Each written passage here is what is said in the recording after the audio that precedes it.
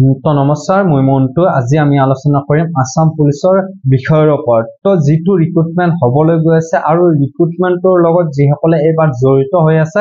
এইটো ভিডিঅ তেওঁলোকৰ কাৰণে বহুত ইম্পৰ্টেন্ট হবলৈ গৈ আছে আৰু এইটো ভিডিঅ ইনফৰমেশন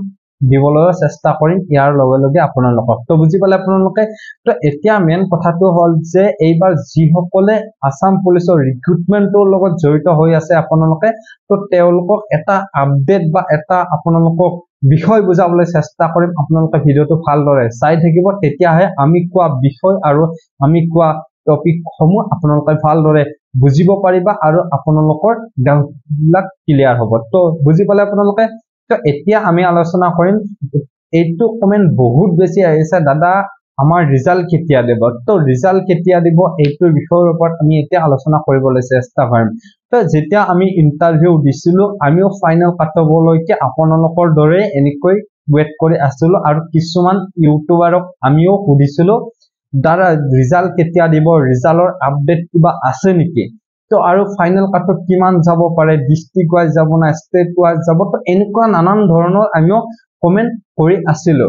কিন্তু এতিয়া আমি আপোনালোকক তাৰে বিষয় আপোনালোকক থুলমূল কৰি আপোনালোকক আমি মোটিভেশন দিবলৈ চেষ্টা কৰি আছো আমি নিজেও।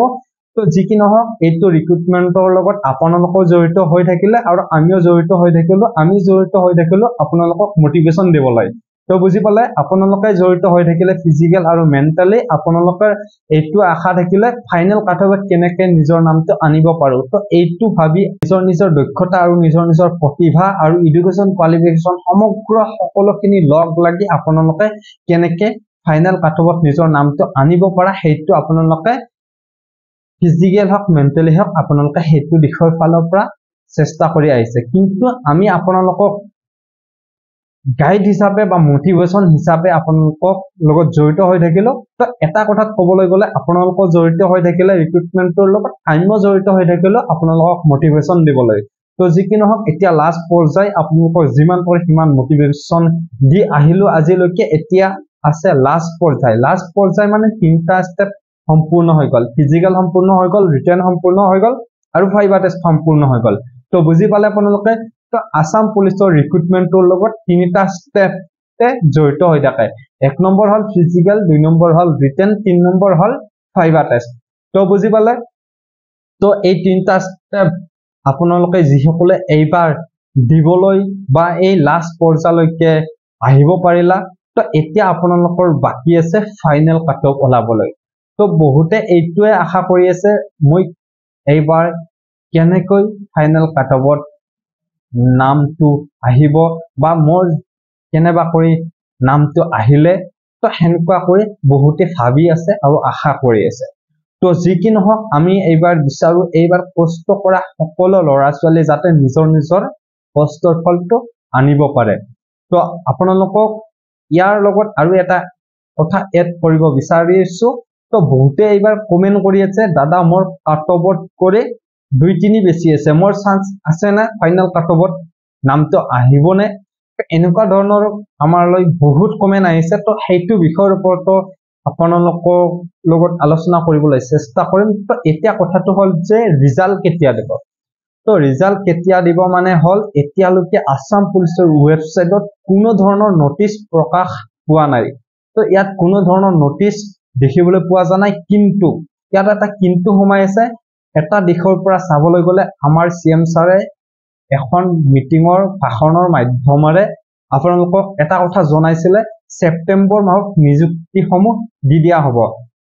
তো তেনেকৈ মন্তব্য ৰাখিছিলে। তো যদি ছেপ্টেম্বৰ মাহত নিযুক্তিটো দি দিয়া হয়, তেতিয়াহলে আপোনালোকৰ কাৰণে এইটো বহুত ভাল খবৰ বুলিয়ে ক'ব লাগিব। কাৰণ ছেপ্টেম্বৰ মাহত নিযুক্তি দি দিয়া মানে হল এপাৰ্টমেন্টসমূহ আপোনালোকক বিলাই দিব। তো যদি এপাৰ্টমেন্টসমূহ বিলাই দিয়ে, তেতিয়াহলে ছেপ্টেম্বৰ মাহৰ তাৰে আগৰ মাহটোতে আপোনালোকক ৰিজাল্টসমূহ মুকলি কৰি দিব।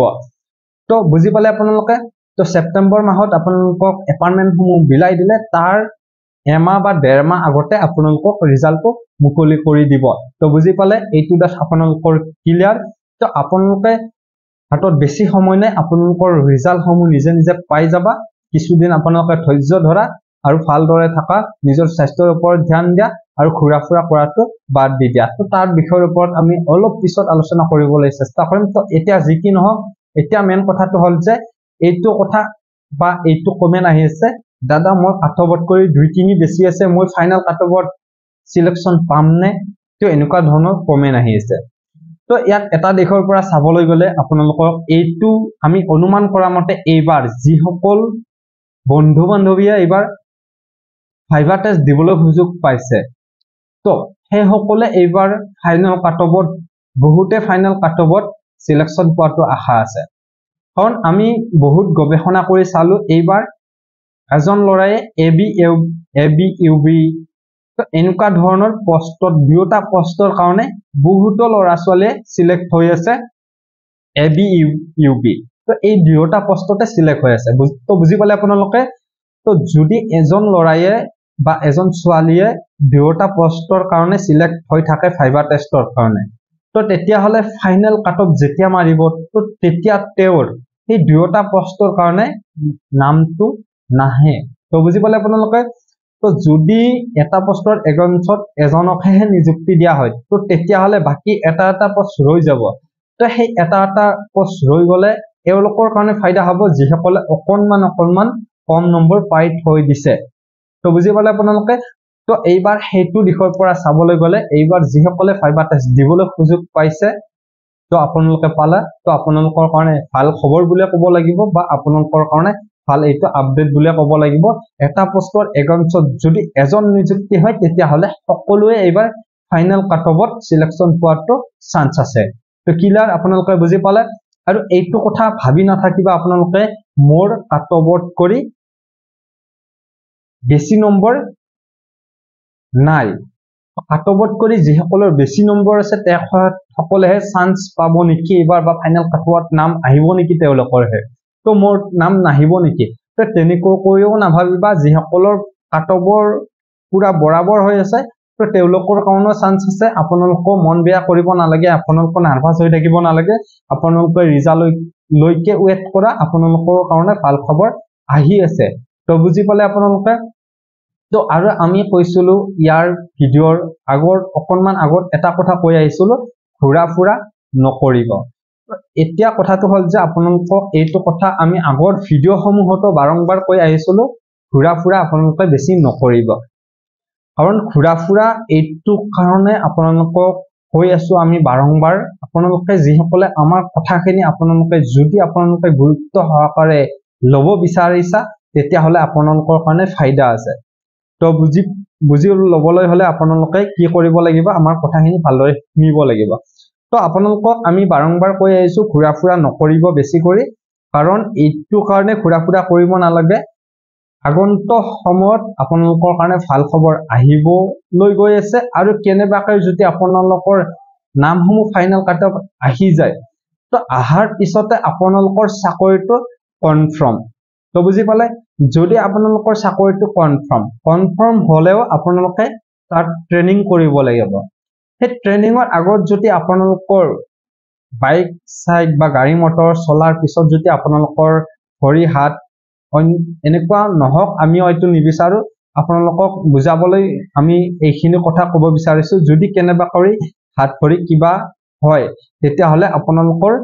ট্ৰেনিংটো বেক হ'ব তো আপোনালোকে ট্ৰেনিংটো কৰিব নোৱাৰিবা তো বুজি পালে আপোনালোকে তো ট্ৰেনিংটো কৰিব নোৱাৰিলে আপোনালোকৰ চাকৰিটো নোহোৱা নহয় আপোনালোকে চাকৰিটো পাই যাবা কিন্তু আপোনালোকে ট্ৰেনিংটো আপোনালোকৰ বেক হ'ব যিসকলৰ এনেকুৱা অসুবিধা দেখা যায় তো বুজি পালে আপোনালোকে তো লগৰ সকলোৱে ট্ৰেনিং পাছ কৰি আহি ডিউটি দি থাকিব আৰু আপোনালোকৰ যিসকলৰ এনেকুৱা হ'ব তো তেখেতসকলে বা তেওঁলোকে ঘৰত থাকিব লাগিব আৰু নতুন নিযুক্তি নোহোৱালৈকে তো আৰু নিযুক্তি নোহোৱালৈকে আপোনালোকে ৰখি থাকিব লাগিব আৰু আপোনালোকৰ যেতিয়া নতুন নিযুক্তি হ'ব সেই বেষ্টতহে আপোনালোকক ভৰাই দিয়া হ'ব আৰু সেই বেষ্টত ভৰাই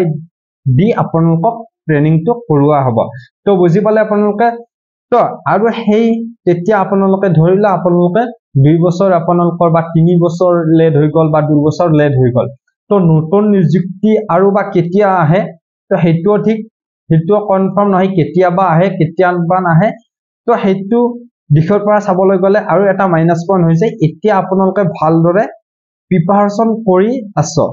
তো এইখিনি সময়ত আপোনালোকে যদি ট্ৰেইনিংটো কৰিব সুযোগ পোৱা তেতিয়াহলে আপোনালোকে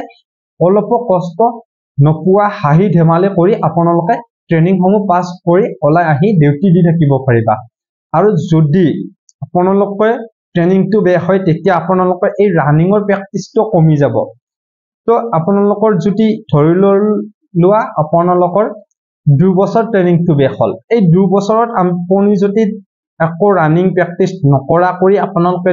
ট্ৰেইনিংটো কৰিব যোৱা তেতিয়া আপোনালোকে বহুত কষ্ট পাবা তো বুজি পালে তেতিয়া আপোনালোকৰ নিজৰ কাৰণে লছ বুলি ক'ব লাগিব তেতিয়া আপোনালোকৰ বয়সটো ৰৈ নাথাকে বয়স অকনমান বাঢ়ি গল আপোনালোকৰ প্ৰেক্টিছটো কমি থাকিলে আৰু আপোনালোকৰ সেই সময়তে আপোনালোকে ট্ৰেইনিংটো কৰিবলগীয়া হৈ গল তো